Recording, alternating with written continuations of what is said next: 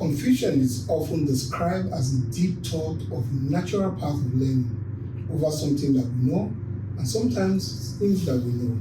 And this has been the case with Chelsea, United, and even Arsenal. But somehow, something has been happening in these three club sides that each time you look at them, you just start wondering, why are these things repeating themselves again? Welcome to another edition of Offside. And I have with me, as always, my teammate, Danny of United. Danny, you're looking good. Thank you. And with the United jersey. Yeah, today I decided to come. I've been putting on shirts and stuff. I know, right? Stuff all You decided to look sporty today. Yeah, I decided to look sporty. Anyways, we're going to be looking at the first one. United seems to be having a topsy-turvy situation, especially with players. How can you describe a situation where you have 5 key players asking them not to turn up for pre-season, even though the players also opted and said, look, it is high time we let the club, we need to lose it for greener pastures. But I'm of the opinion that for a team that is trying to really rebuild and create something magnificent, especially after the Fergie days, that United have tried everything possible in the books. Even though they've won trophies, but they've not been dominant as United used to be in the time past under Alex Ferguson. Now, asking 5 players, that is daunting for a club side that we want to come back. What is your take over this decision by Ruben Amorim to even accept that and asking them, okay, the only thing you can do, you can have access to the training period, to the medical facilities, and you can train in the gym and all that. What's your take? For me personally, at the moment, it's a good idea because I listened to what Ferdinand and Evra said in one of their podcasts that they were doing. They said that the coach should be willing to keep players around who wanted to play for the team, who are proud of the badge, who go into the field and then use their blood, sweat to actually give the team what we deserve. But if a player comes to a club asking the management that I want to leave, it means they think it's over for them with the club. We're talking about 5 players here. Yes, it so might. That means that there's an endemic challenge within the club for 5 players to just turn up. And these are not just bench warmers. We're talking about key players. And one of them happened to be a player who just signed recently under Eric Ten Hag. Talking about Malacia. So it's a big challenge. It's definitely a big challenge because it raised some eyebrows. But nonetheless, I think at some point in life, if you want to make progress, there are certain people you refer to as deadweight, especially if they know that. Yes. I'm not frowning at what they did or what they are asking of the club. I just think like this guy deserves a second chance. Take for instance, Anthony, he's flying when he's playing for Betis. Coming back to United, I think that psychological trauma, or probably what he went through when he was there, all those vandalism from the analysts and everything, he wouldn't want to go through it again. He think like Betis is far more better than Man United. It's not about the size of the club, but where you can play. Especially when you can't remember how many times the one man of the match. Yes. Award. I think it's okay for him. Even Rashford, he's our boy from the academy. He did us solid when he had the chance. He played for us. So I think he deserves a chance to go out there and then look for some adventure elsewhere. Alejandro Garnacho, I just think it's just a personal. When a player makes a statement like what Alejandro Garnacho did in that UEFA final, it shows some level of commitment. Because you can't come out as a professional, you shouldn't do that in a public podcast or probably in a public forum where everybody is listening and everybody is watching. You are criticizing the decision of the coach. And if the circumstances were in the reverse, where we would have won the cup, it could have been like, let's just say it's just a stone throw. Nobody's paying attention to it. At the end of the day, the coach won. But because we lost, and a lot of people are actually going with the narrative, if only the coach had stick with the team that he used to play with before, what happened in the final wouldn't have happened, because we saw what Garnacho did when he comes in at that late stage of the game. He had a couple of chances, he was able to dribble past few players and everything, which Messi Mount on the other hand couldn't even do. Yes, he couldn't even create a chance in the entire game. The entire time he was running helter-skelter, doing absolutely nothing. But come to think of it, do you think it is also proper in the side of Amorim for him to react the way he reacted, coming up publicly to tell the player, I pray you find a club? Because I believe that you cannot throw away the bathwater and the baby. Sure. You are the coach. At that point, you are like the guardian. And this is a young player. He doesn't have that experience. Forget about the fact that he broke out from the academy and started doing well when players were in pulling their weights. And you earn the right for playing for United. But I think as a coach, you ought to have taken him to the corner and said, no, you don't do this. This is not us. Sure. And you look at how you can harness that is energy. Like we spoke the last time about this guy, Bellingham, throwing tantrums on the pitch. As long as it doesn't affect the entire team, but it's for the progression of the team. So what you need to do as a coach, I believe, is that you ought to have pulled him aside and say, guy, it didn't work the way we wanted it, but next time don't do this. Whatever issue that you have, come to my office. My office is open, because your office is supposed to be just a knock away for them. Sure. So, but if you are making it difficult, that means you're telling players that want to criticize your decision making for them to just keep out. We don't know the one we're going to say that will end us to be in his bad books, and that might end up being detrimental to his success as a coach. Yeah, I agree. I think Ruben Amorim making that type of statement, he was way over his purview or as a coach. I think Garnacho is a young player. He's still coming up. He still has a lot of time. So, in my own opinion, I agree with you. He could have done a lot more different thing in the way he handled that scenario. He could have just said, okay, listen, I know you are angry, you wanted to win. I can see the anger in you, the thirst in you want to always win, because there is somebody who is your idol, who is very hardworking and everything. You're trying to replicate everything he did here at Man United. But nonetheless, you shouldn't have made a statement like that. Or you can even decide to just ignore it. Yeah. No, you can't ignore it. One of the reasons, most times, most people, let me say this, a lot of people fail because they frown at criticism. I don't think people criticizing you, they are bad people. Bad people. They just want you to be better. They just want you to be better. At the end of the day, I think there are certain things we call constructive criticism. And what Garnacho did, pouring out his anger about the dissatisfaction on the time when they decided to substitute him, I think it's okay, but he could have done it in a more proper manner, like to the coach or something, not in a public forum where everybody is listening and watching, something like that.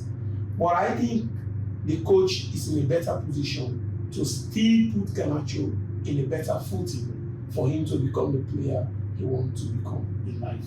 But the coach, he took it personal, and then he decided to. Most people, their ego destroy them even before they can actually make a good decision. And I see Amorim is making the same mistake that Eric Ten Hag did. And if he continues like that, he's going to fall off the wagon eventually.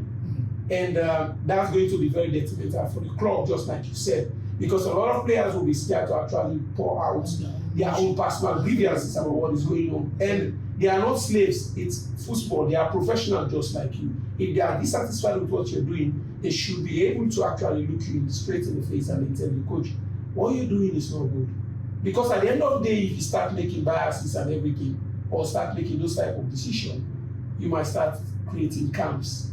Certain sets of players will be moving to the other direction. They will be doing everything humanly possible to get you sacked. Whilst your loyal servants, they will be working so hard to ensure that you don't get sacked. And at the end of the day, the desired result of what you're craving for will be achieved. Okay, now, that is clear. Now, the point is, like we said from the out before now, we've said it time and time again. Jim Ratcliffe is on the pursuit of saving money for the club. He has done that by sacking some backroom staff, and yet we're talking about they also recouping money. And most of these players, the 5 players, people are not like looking out for them now that we need them to come over now. Like Aston Villa, they couldn't pay the £40 million request for Marcus Rashford. I think Garnacho also is being looked at for in Napoli.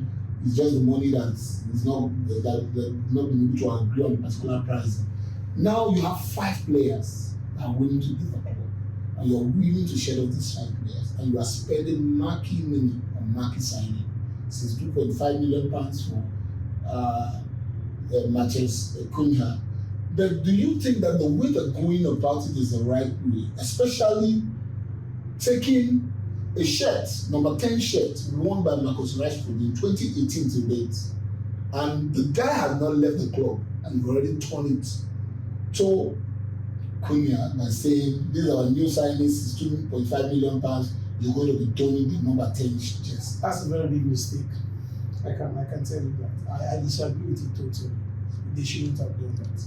They could have waited, give Cunha another chance, and then just let him and then let Rashford leave. Once he has got to the club, you can still it's no, you can even do that mid-season. Yeah, but I think like what they did was it was part of their agreement when they signed him from Wolverhampton.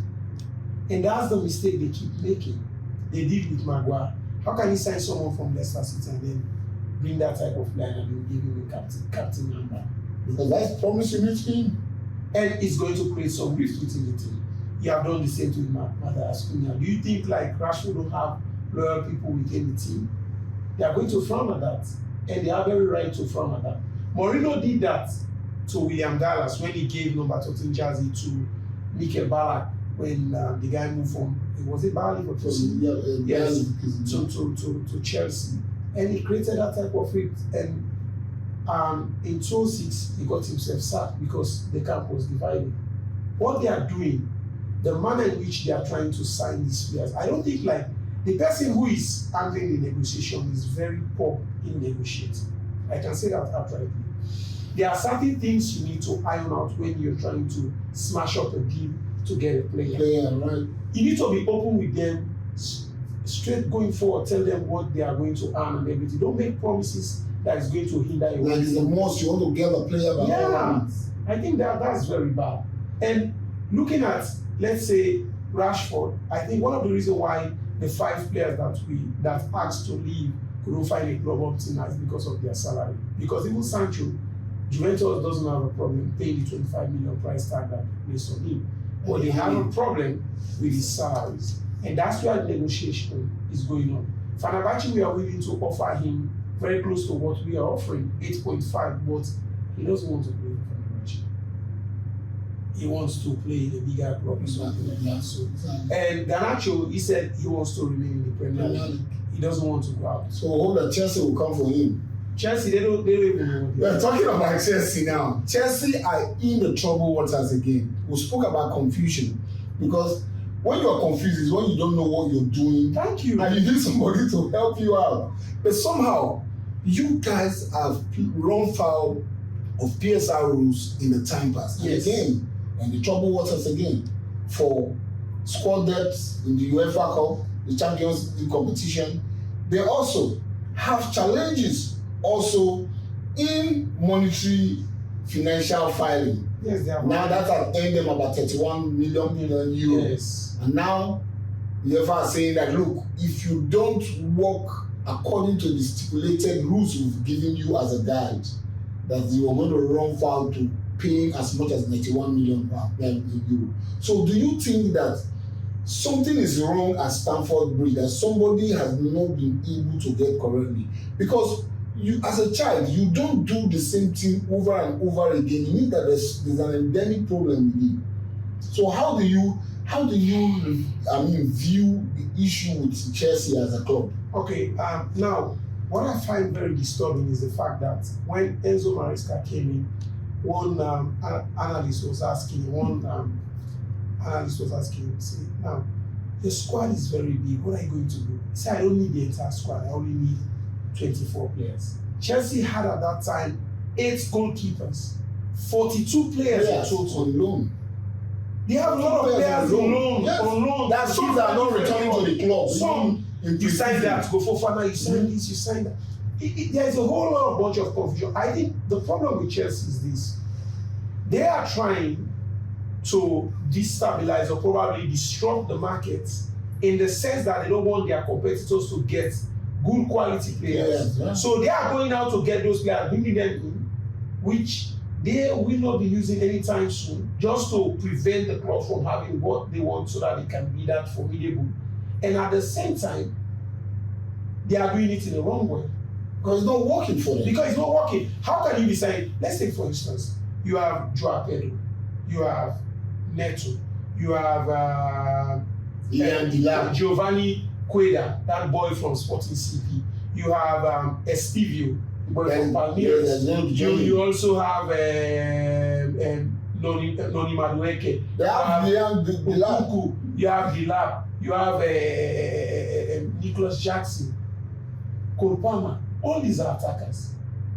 Who is going to be on the starting lineup and who is going to be sitting on the bench? Even if we decide to take 2 players to one position, we'll still have up to like 2 or 3 players sitting there with no provision for them. And they're not playing. These guys, I think they are not learning from their mistake. They were banned 2 years from signing players. They made the mistake, they fined them, FFP. Now we have made the same mistake again. They have fined them also. They are still continuing doing the same thing. I think they just need to ban or probably just relegate them to Champions. I think that's the objective. I'm telling you, because it's a whole confusion. Enzo Maresca for me is a very small coach. He doesn't know what he's looking for. And he's really, really confused. But is it the issue of Enzo Maresca or the owners? Because he has already told us that I need 24 players. But he's in a better position to actually reject them. So if when they bring in those players, he's still using them. But you've forgotten what it takes. He would place the piper, he test the tune. So, guy, you just have to do what I want. You recall when Abramovich bought Shevchenko. Mourinho said, I don't want him. He said, guy, you need to play him. Yeah, but he was still on the bench. He was still on the bench. Yeah. Mourinho is a very stubborn guy. And that cost him his job. Yeah, but it doesn't matter to him as long as he still he was using the players that he wanted to use. For him, it's okay. Okay, talking about confusion, the confusion is not only on Chelsea. I'm also talking about the confusion has to do with UEFA, has to do with the EPL officials. Here we're talking about decision making against Chelsea, against Aston Villa, because Aston Villa also run fouls of what's it called, earning and also squad depth players and the money that they're paying to the players in the squad. Now the issue again takes our man back to Manchester City. 115 count charge was still dilly-dallying on that decision making. We're yet to know what the fate of Man City is. So who do you think is more confused now? Is it the EPL or because whatever EPL decision EPL officials take has to affect them also in UEFA because they're playing in that competition. So why is it that they're not coming to take that decision immediately? The same way they took the decision against Aston Villa, Chelsea, Nottingham Forest, everything in the past. Why? Okay, I think like for the EPL, they are not confused. They know exactly what they're doing. In the sense that they don't want to actually find Man City. Because at the moment, let's say at the time when those cases start popping up, Man City were the only high-performing team in the Premier League and even in Europe at that time. So whatever they do at that time, their decision will be detrimental not just to Man City but the entire English Premier League.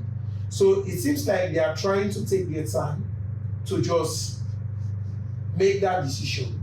Wherein at the end of the day, once the fine have been levied on Man City, they will still have like let's say 2 or 3 other clubs performing in European football, which wouldn't be detrimental to the English Premier League. They are looking at their ratings, they are looking at how much money they will be making, their broadcasting rights or some stuff. So they are considering all factors before they can. They know like Manchester City have have actually broken that rule countless number of times, but they are taking their time to do it because they know what is at stake. They know how much it can hurt them. So that's for the EPL. What about the UEFA? The UEFA, in the sense that, just like you said, UEFA cannot make a judgment call without the English Premier League actually making the decision. I think they are working, because sometimes it happens all the time. They have what they call this ivory tower. I would say, like, UEFA, they are the ivory tower. Mm-hmm. So EPL will just go to them, listen, you owe me a favor. Why can't you just slow this thing down for a moment so that our league don't fall below the pecking order? You know how much we normally bring into the UEFA Champions League and everything. Mm-hmm. So let's slow this thing down a little and see how best we can have 2 or 3 English Premier clubs. Once they started performing, we can just render the verdict of Man City, and then you can do whatever it is you want to do with them. Anyway, guys, viewers, you just need to make a comment and let us know what your views on this. Now, the other one has to take us back to Thomas Partey. Thomas Partey, from being the midfield general of Arsenal one time, and now I think he's no longer an Arsenal player because after the last game. But fortunately, he still has his profile on the showing. I mean, the Arsenal badge on his profile. But now the $1 million question now is that he's been arraigned to be in court in some few weeks to come. The question now is that how come the Scotland Yard police officials left this investigation from 2022 and never took a decision on the rape charges against Thomas Partey? And suddenly, when he said, I need to leave because you guys are not going to pay me what I want, the case came up. So there's a conspiracy theory that because he's a black man, and that this is an opportunity for them to mess him up, and that's why it came up. Because all this while they would have done the same thing. It's only now we're going to hear that, oh, they arraigned him, they arrested him, but we never heard that because he was constantly in training, and except when he's injured, he wasn't even injured this last season, but those other seasons he was injured. That was why he wasn't playing. Constantly in training, constantly on the bench. So how come suddenly that Thomas Partey is leaving, and they now realize that we need to brush off this file and dust it and bring it up and let us deal with him before he leaves? So let us, because from the conspiracy theory we are seeing, we don't feel that there's an allegation from the official. Is it from Arsenal? Let us know. Is it from another, I don't know, another group that feels that, look, leaving Arsenal, you're undoing us, you have to undo you? For me personally, I think there are a lot of other cases similar to what Partey is about to face right now, because just like they always say, for a black man living in a white man's land, there are a lot of things that can go wrong within a split second. And the advantage he had before was he was playing for Arsenal. So I think because of that, the police were just waiting for him so that he can run his contract out. And then once that is done, they can try to wrap it up for what they are claiming that he did. The same thing happened with, I wouldn't want to bring this in, but let's take a popular case like Robert and Kelly. You know, the case was there. All of those ladies, they have been there for a very long time. None of them actually they were not saying anything. So once one lady started saying something, all of them started coming on. Hey, I was also a victim of rape. I was also a victim of rape. I was also a victim of rape. I think there is a whole propaganda surrounding what Thomas Partey is facing. They are trying to get some money out of him. And if he's too stubborn, it's not money only they are going to get. They will destroy his career, and also he might be facing a jail time. Because I have not seen for once a black man, maybe against a white lady, for a rape case or something, and then they survive it. Mason Greenwood, he went to where? They forced him to actually just to stay with the lady. How can you do something like that? He said, this guy has brutally molested the woman, and all of a sudden now she's pregnant for the guy. Have a child for the guy. I don't understand. The thing is, I don't know, but I don't really blame the white people, I blame most of these black players. They are not learning. True. They are not Because learning. when you are in a country, Yes. you whether you like it or not, racial discrimination is something that It's not going to go away anytime soon. Even with all this propaganda on their t-shirt, say no to racism, True. it's all a propaganda. True. Tupac said the same thing. He said, let nobody tell you that the world is going to be the same again. Or it doesn't mean because you guys are born by blood simply means you guys are family. It's just a narrative he's drawing. He's just trying to tell them that it doesn't matter what the white people say. You are an American, you are still a black man. And that's not going to change. Not today, not tomorrow, not in the future. It's never going to change. Because this narrative of like black supremacy or some stuff like black people being marginalized or something, it's been going on ages. True. They have been fighting this thing all this while. Because I don't know what you are investigating. But they for. still have communities in countries like UK, Germany, US, even France, communities where black people, you hardly find them there. In the United States, they have like states where you hardly see a black man. Yeah, like Georgia. There are not plenty. The population is really small. Georgia, all of them are whites. The few black, you can count the number of black guys in that state. I just think like there's another thing I also want to throw light on. Maybe because of the personal vendetta, or maybe because of the personal grievances between Thomas Partey and this your new guy coming in from Atletico Madrid. Yes, there might be a possibility that he is on a witch hunt trying to hunt him down because he wanted to, like, you know, most people, once you do something or you decide to go against them, they will always see you as an enemy rather. Even with you sitting there making the decision, you know, maybe this doesn't count for anything, but to them it's a big deal.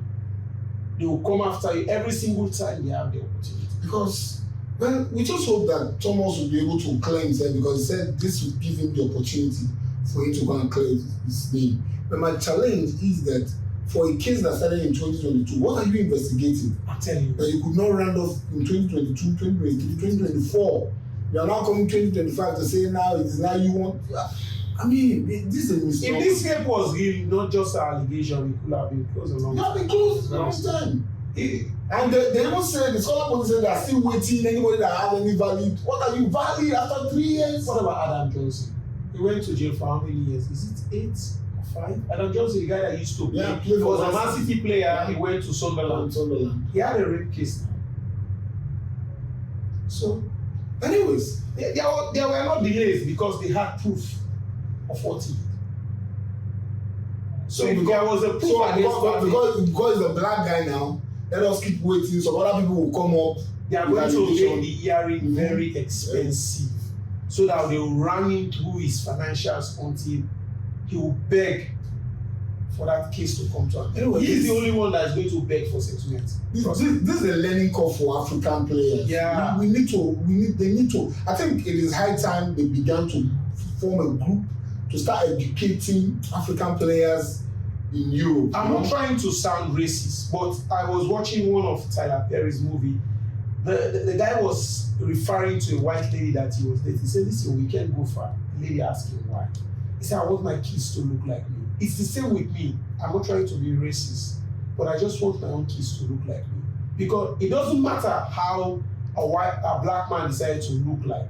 You're still a black man. You're still a black man. And these white players, when I see a black player dating a white celebrity or something, it gets me angry, because you know the only thing that they are there for is for the money and the fame. But the guys are so dense. No, they have to come for your head. It's the truth. No, they have to come for your head, guys. It's the truth. Anyways, they're not learning. Anyways, we hope that our young African players are going to learn. This will be a learning curve. We will also reflect back to the days of Etienne Maradona Essien of Nigeria. Back then in Belgium, he had to leave everything that he earned in Belgium. He was on top of his game. He had to abandon everything, and that was the end of his career. Because it was a rape charge, and they said, guy, they're going to jail you. The guy, middle of the night, the guy took off, flew back to Nigeria, he never returned. He lost property, money, everything, career ended. So I think African players, they need to learn from these challenges. A boy has a case also. Pogba went through the same thing. Yes, Pogba went through the same thing. So young African players, you need to learn, because when the euphoria is on the high, everybody wants you. Yeah. Every lady wants you. You are the marquee of every lady. So that is when you need to learn your lesson. This has been on this edition of Offside. We've spoken about Manchester United. We hope that Ruben Amorim will learn and stop being confused. For sure. And hope that the Ratcliffe also will do something. They need to carry out the surgical operation in the dressing room and bring harmony into United. Thank you. I also hope that the confused state that Chelsea finds themselves every season with PSR signing players that they don't want. Trim the players' squad down. You guys don't want to trim the squad down. You don't want to let players go. Let them go for free. You're giving them 7 years. Instead of signing an arbitrary number of years, 7 years, 8 years, you just keep them. Now Modric is in the cool waters now. I don't know how 4 years, but I think it's. Can you imagine how his career is going to turn out to, and you signed him for close to 8 years. So this is a big challenge, and for African players, as we round off on this edition of Offside, waiting for what Danny have to say to our viewers. Keep liking, keep following, but to all the African players, you really need to learn. Because if you don't learn today, trust me, someone is going to school you. And one of those white ladies will take everything away from you that you have worked so hard for. Start coming home and looking for your black sisters and marry them. It's not about being racist, it's just about being cautious so that you wouldn't fall into trap tomorrow. And know one thing, when you have money, you have power. Love doesn't really count, because what the people are there for is just for the money and the fame. That should stop in your head, and it shouldn't be carried away. Thank you. Caution is the key word from what Danny said. Until then, stay tight. It is the Offside.